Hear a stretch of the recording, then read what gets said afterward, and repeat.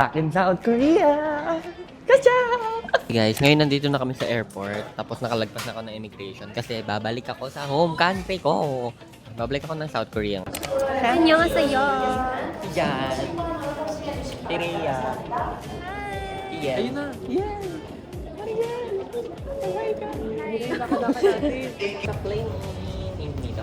Guys, nakasakay na kami sa plane on our way to Busan. Nag-download ako ng K-drama. Papanood ko yung Bloodhound Season 2. Take off na. See you in Busan. Kain na tayo. Hulaan niyo kung ano pagkain ko.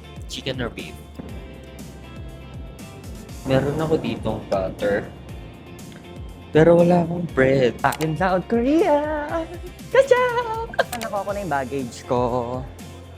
This is my second time in Busan. Ito yung bag. Ang luwang naman. Ay! Bakit tag-iisa kayo dyan? Dito ako. Sobrang laki nitong bus. Pero nasa isang linya kami.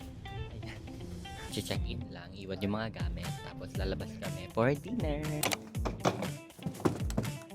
Kami sa Hyundai Street. Kasama ko na itong mga to. Tingnan nyo.